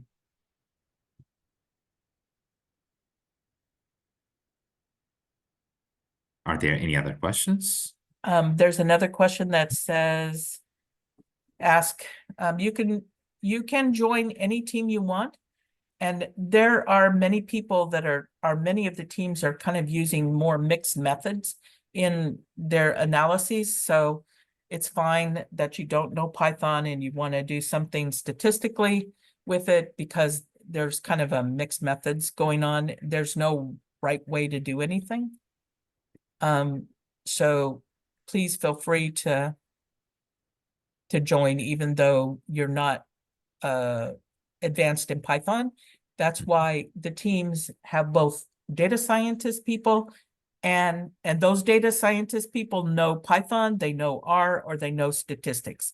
So in every team we have proficient experts. And so if you're a content person, more like dealing with health disparities, and you don't know Python, it's perfectly fine. That's why we put you together, because this is supposed to be a learning experience for you. Ultimately, we hope to get a publication out of every one of these groups, but most important for us is that you learn, so that data scientists learn content and content experts get an introduction of how data science calculations work. And most of all, that both groups of people learn how to do ethical AI, meaning AI that is transparent. So the other questions are, if you've already in a team, you don't have to rejoin, you've already there. The team started last month, but we have some room for more people to join. So we're encouraging those who want to, because of course, after this Think-a-Thon, the teams will be closed. We know that some people couldn't come last month, so we're giving an opportunity to join again. But after this set of teams will be closed. The next set of research teams will not open for another 3 or 4 months. So if you have the time now, it's best to join now. There's a question that says, can you join more than one team? I'm going to say yes, but if the teams are full, we're going to limit you to one team. So the way you fill out this form is your priority order. So if you want to participate in more than one, just put them your first choice and your second choice.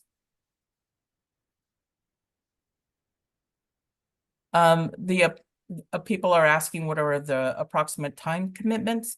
It varies. It depends on what your role is. Some people are looking at data sets. Some people are calculating formulas. So different people have different time commitment. It's really up to you, and you work within your team to get everything done and at the pace in which you can get it done. As I said, we're expecting at least the analytic part of things to be done within 3 or 4 months. Of course, it's going to take longer than that to do a publication, but that can be done via emails back and forth. So we don't count that as the time to meet. So if you, Kevin, can you also put this link into the meeting chat? There are requests to go back to the team descriptions, so I'm going to do that.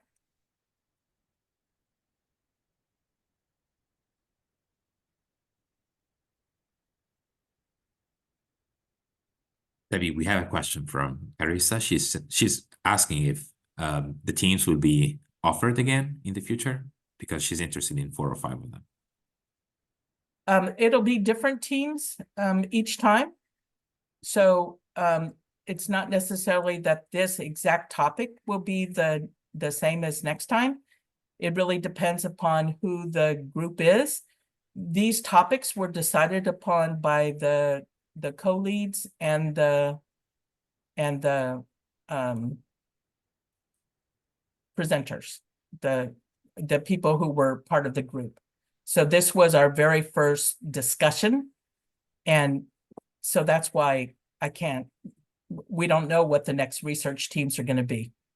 But if you join a team, you'll have a voice on influencing what that team does. Any other questions? We have one now.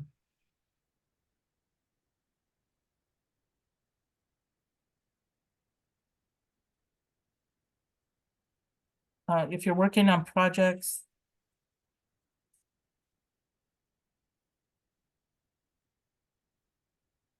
are these issues?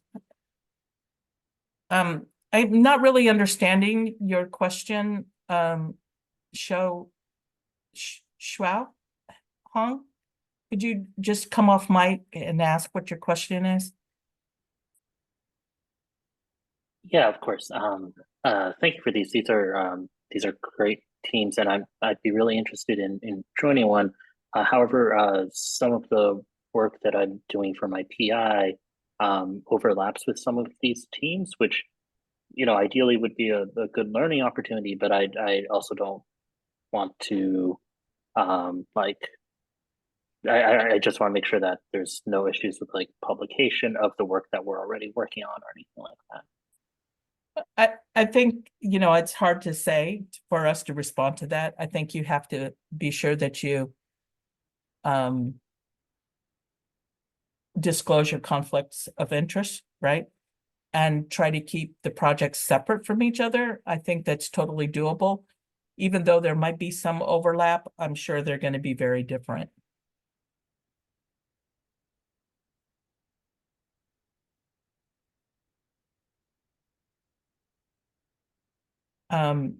We do have bios of each co-lead, but you can Google their names yourself as well. We'll put the names in the chat for you.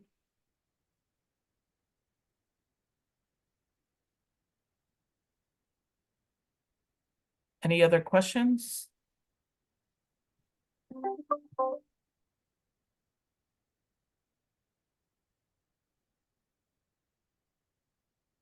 Okay, if there's no more questions, I'm going to take the slides back. Luca, if you want to stop share. Of course. I just wanted to show you briefly the form, but I mean, it's going to be easy to fill. Oh, yeah, go ahead and show the form. Yes, so, and I'll finish writing the groups in a moment, but so this is the form that you have to fill out if you want to join. So it's pretty easy, just, you know, your name and then the Google email address that you want to use on ScHARe and Terra. And I have to specify that, as we said, you will need a Gmail account or another email account that is associated with the Google identity, which could be an institutional email. So for example, our NIH addresses do have a Google identity associated to them. And there's also a link there for those of you who don't have a Google email account if they want to create one. So Google email address here, and then we ask you if, which ScHARe team you would like to join, and you can express more than one preference.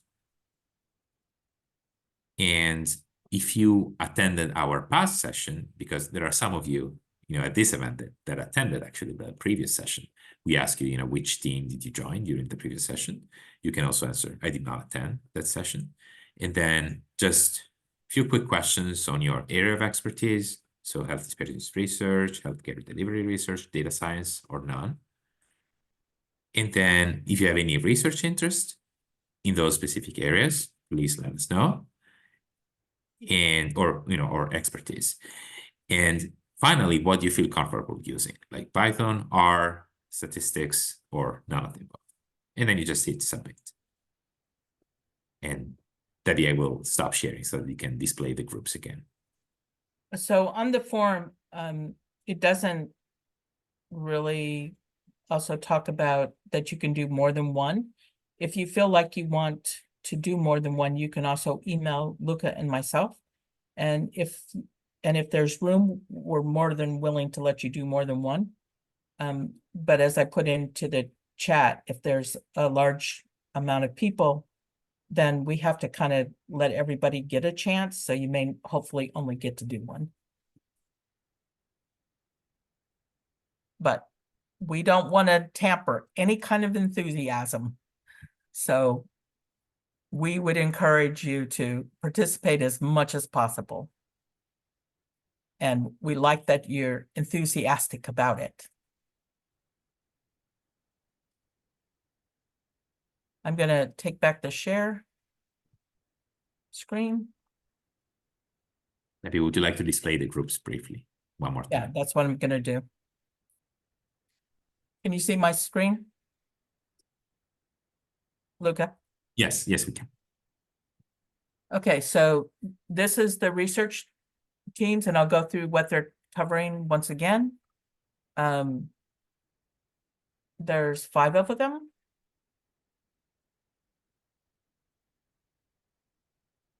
Geraldo and Moore are doing cancer disparities. And like I said, one of the co-leads is a data scientist, and the other co-lead is a content expert, like health disparities, healthcare delivery, health outcomes. So they're each, and the members of the group are combined.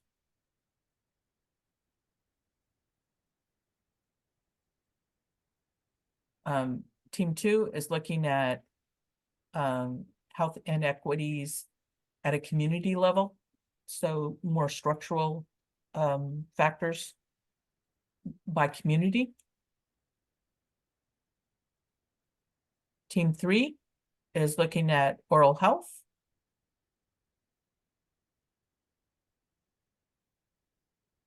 Which I'm excited about because this is one health disparity area that hardly ever gets attention. So I'm excited that they wanted to do oral health. This is geographical disparities by Higginbotham and Yildirim.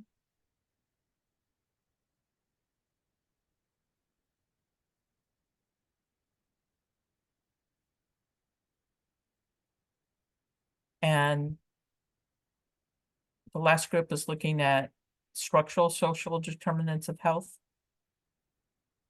on the stressors created by the social determinants of health and their impact on early onset of disease. Okay.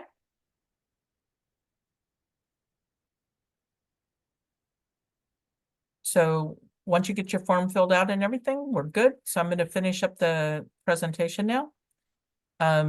One of the things that we try to do with ScHARe in our collaborations and partnerships also is to create what we're calling a training pipeline. So oftentimes our users are very novice to the world of data science and cloud computing. So what we've done is that we use many experts from outside or inside of NIH. And we use them to do presentations like what you saw about the cloud computing, common data elements, pre-Python course.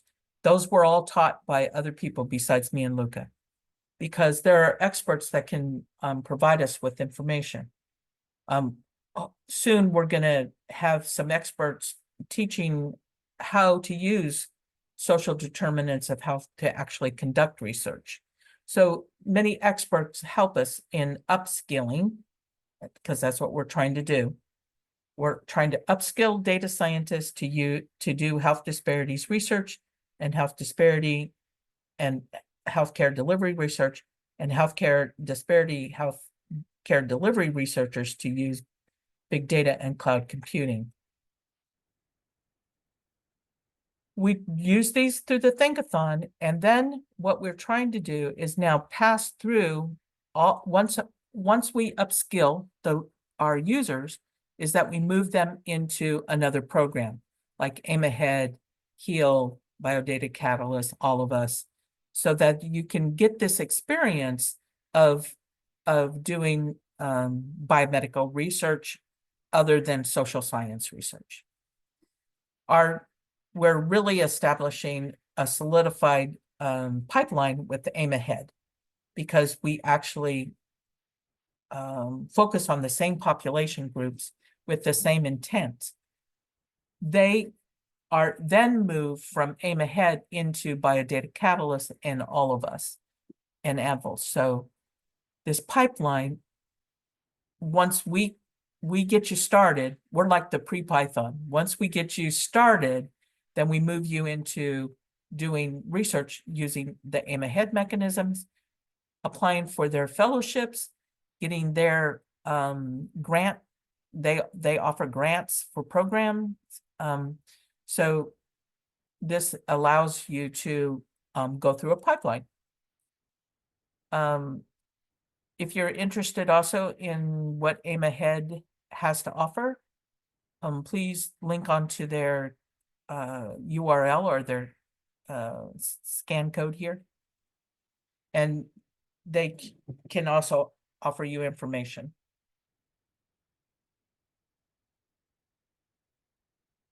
So we want to thank you all for participating today in the ScHARe Think-a-Thon. And as we close, we'll open up the platform now for questions. If you have any questions, I'm going to stop share.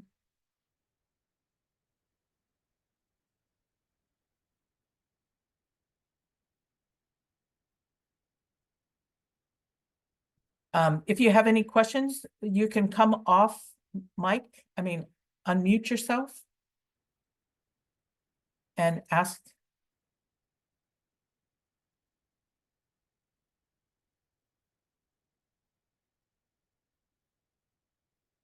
Anything? I have a question, Dr. Duran. Okay. What was the next step after Aim Ahead? It was another one that you mentioned for the training pipeline. It's us. So we're the beginning. We're like the pre-Python. And then we move you into Aim Ahead. Okay, thank you.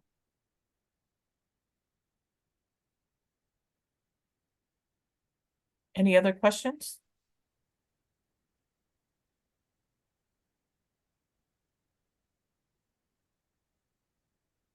Okay. Well. Hi. Oh, sorry. Okay, I do go have a ahead. quick question.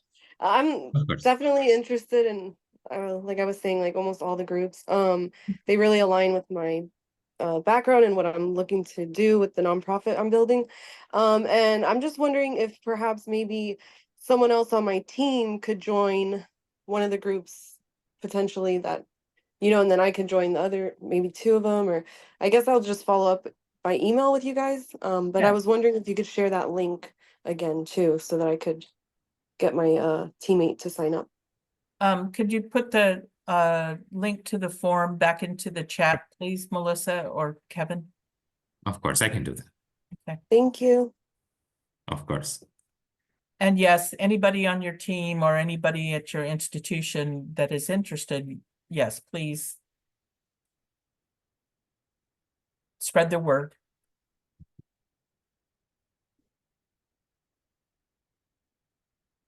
And if we have a lot of people, we could actually add another whole work group.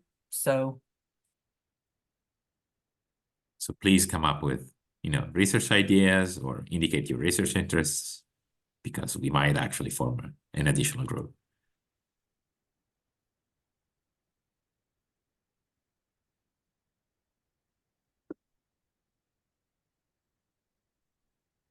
well, good. I'm glad the session was helpful to you. Let's see. You can come off mic. I mean, so for training funding, I can do it. Aim Ahead is one source of training funding. We also have ODSS. So ODSS has a couple programs. One, they have a summer program for undergrad master students, grad students, even to do like a summer thing in for training. And then they have what they call a PATH program. And this fellowship is like a data scientist or expert in a university, and they want to learn about doing research. And they're on like a sabbatical at work for a year or two, and they work at NIH and for that year or two through the PATH program. So that's another kind of training program. So feel free to try to look at any of these. There are some ICs that are now offering some data science training initiatives as well. In their Ks and their F32s are focusing on data science.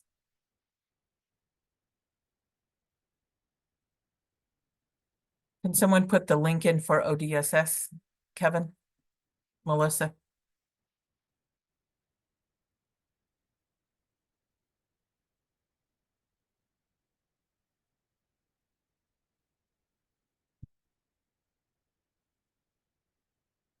Any other questions? So Melissa just put in the link to ODSS that has lots of funding announcements, not only for training, but also for projects, software development, infrastructure development. Even there's one for, you can apply and use the ScHARe cloud to just do a research project on your own. Oh, I love this question. How to become a lead for future projects. Just tell us you would like to be one. And that's how you become one. So Just send us an email. I mean, besides the form, just contact us. We'd be happy to have you. I just put my email in the chat, and Luke is going to do the same thing so that you can contact us, and not only for questions or anything else. Yes, Isabel, there's going to be, we do these once a month. Our Think-a-Thons are the third Wednesday of every month, and they go from 2 to 2.5 hours. And we try to cover different topics at a jargon-free level. We try to explain the jargon so that everyone can understand it and get on board with cloud computing.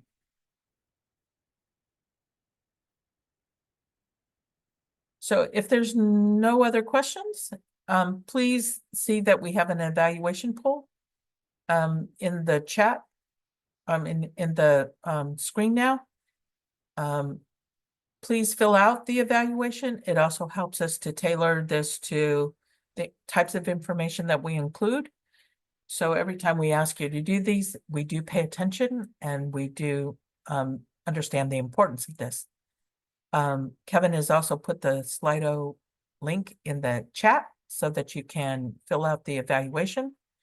And as you fill it out, you're free to log off, and the Slido will remain open so that you can complete the evaluation even though the session closes.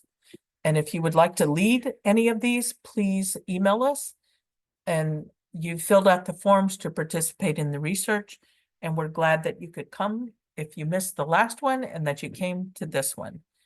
In a week or two, what we'll cover in the new next month will be out, and we hope that you look for it and sign up again.